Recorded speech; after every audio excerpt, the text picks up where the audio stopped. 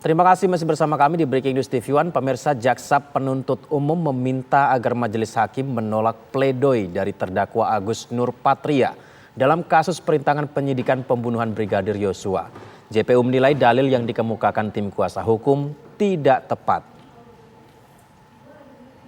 Dari poin-poin dalam nota pembelaan pledoi penasihat hukum terdakwa Agus Nurpatria Adipurnama SIK maupun pembelaan pribadi dari terdakwa, kami penuntut umum berkesimpulan terdapat beberapa hal yang disampaikan oleh penasihat hukum terdakwa Agus Nurpatria Adipurnama SIK yang mana replik ini kami bahas dalam dua bentuk, yaitu tanggapan umum. Satu, bahwa setelah kami penuntut umum membaca dan menelaah nota pembelaan dari terdakwa maupun penasihat hukum terdakwa, semuanya berfokus kepada satu titik, bahwa terjadinya perbuatan pidana yang dilakukan terdakwa didasarkan dengan perintah yang sah dan keadaan memaksa dengan alasan sebagai anggota Polri wajib patuh terhadap perintah. Namun terdakwa dan penasihat hukum lupa akan penggalan kalimat lanjutannya, yaitu perintah yang sesuai dengan norma hukum, moral, dan kesopanan. Sehingga dengan demikian atasan tertinggi seorang Polri di Republik Indonesia itu adalah hukum dan rakyat sebagai pemegang kedaulatan di NKRI ini berdasarkan konstitusi. Dengan demikian Polri juga harus tunduk terhadap hukum, apalagi Polri adalah penegak hukum. Sehingga seharusnya anggota Polri lebih peka dan lebih mengetahui mana tindakan atau perbuatan yang melanggar hukum. Dua, bahwa terdakwa dan penasihat hukum terdakwa juga mendalilkan dasar hukum perintah yang sah tersebut melalui adanya surat perintah nomor Sprint garing 2055 garing 7 Romawi garing HUK .6.6 tahun 2022 tanggal 8 Juli 2022. Tapi justru terdakwa dan penasihat hukum terdakwa berpura-pura lupa atas suatu fakta bahwa surat perintah tersebut telah diuji oleh lembaga pengawas Polri yang kredibel, independen sebagaimana termuat dalam petikan putusan sidang Komisi Kode Etik Polri atas nama pelanggar Agus Nurpatria terdakwa yang dihadapkan depan persidangan ini yang mencantumkan barang bukti berupa surat perintah Kadif Propam Polri nomor Sprint 2055 garing 7 garing HUK .6.6 2022 tanggal 8 Juli 2002 yang ditandatangani oleh Brigjen Hendra Kurniawan, yang mana walaupun ada surat perintah tersebut pelanggar atas nama Agus Nurpatria terdakwa dalam perkara ini tetap diputus melakukan permukatan jahat dengan AKP Irfan Widianto dengan cara memerintah AKP Irfan Widianto untuk cek dan amankan DVR CCTV yang ada di Pos Satpam Komplek Duren 3. Dengan demikian secara fakta dan secara yuridis surat perintah Kadif Propam Polri nomor Sprint 2055 garing 7 Romawi garing HUK .6.6 garing 2022 tanggal 8 Juli 2020 adalah tidak sah. Dan tentang hal itu tidak perlu pendapat ahli adecat yang dihadirkan penasihat hukum terdakwa untuk menjelaskannya. Maka tentang hal tersebut sudah terbantahkan secara fakta. Ketiga, bahwa dalam nota pembelaan terdakwa dan penasihat hukum terdakwa yang pada kesimpulannya menyatakan terdakwa Agus Nurpatria tidak bersalah melanggar dakwaan pertama primer melanggar 49, pasal 49,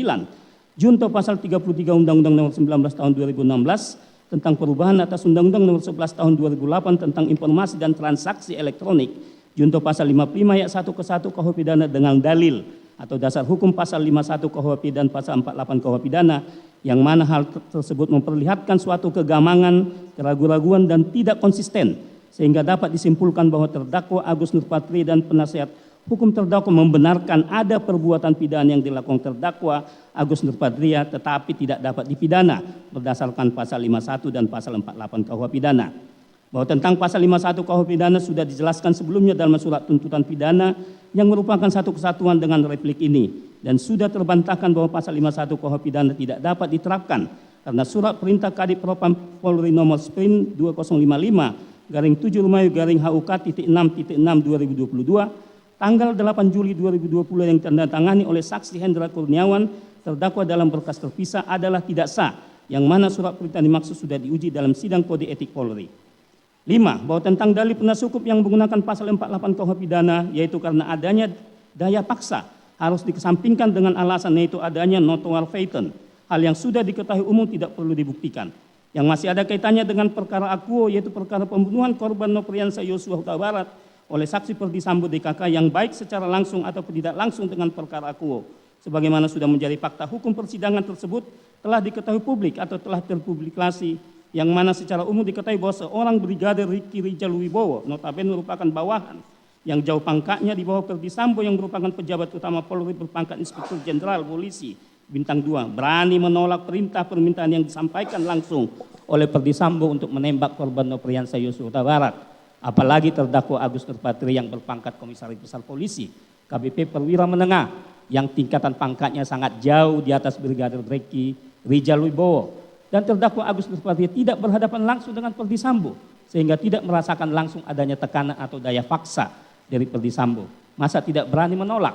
Terdakwa sebagai perwira menengah yang mana mengutip makna perwira dalam Kamus Besar Bahasa Indonesia sebagai kata adjektiva atau kata sifat yang memiliki arti gagah berani. Dengan demikian terdakwa Agus Nurpatria sebagai perwira kebanggaan Polri, masyarakat dan bangsa harus gagah berani menegakkan hukum, kebenaran, keadilan dan melawan kebatilan, yakni perintah saksi Ferdy Sambo yang diteruskan saksi Hendra Kurniawan kepada terdakwa Agus Nurpatria karena secara prinsip permintaan Ferdy Sambo adalah merupakan sesuatu yang batil.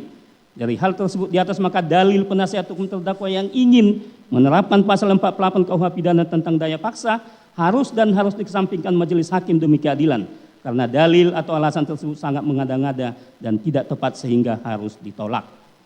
Selain itu uraian pledoi dan dalil-dalil yang dikemukakan terdakwa Agus Nurpatria dan penasihat hukumnya yang mengada-ngada karena berusaha membangun konstruksi hukum yang baru yaitu cocok lagi dengan kesesatan fakta dan kesesatan yuridis yang nyata tersebut tidaklah memiliki dasar yuridis yang kuat untuk digunakan menggugurkan surat tuntutan jaksa penuntut umum. Maka untuk menghindari kesesatan fakta dan kesesatan yuridis tersebut dari terdakwa dan penasihat hukumnya yang mengarah kepada logikal falasi, yaitu tipe argumentasi atau alasan berdasarkan pemikiran logis yang buruk yang terlihat seolah-olah benar namun mengandung kesalahan dalam penalarannya, atau argumen yang mengarah pada kesimpulan yang terlihat benar padahal tidak benar. Maka perlu diingat pendapat Martin Luther yang mengatakan bahwa untuk mencegah terjadinya logikal fallacy tersebut seharusnya kepatutan dijadikan parameter kebenaran material dari suatu fakta. Kita jeda terlebih dahulu pemirsa, setelah ini Breaking News TV One masih akan segera kembali dilanjutkan rekan kami Rizky Darmansyah. Tetap bersama kami.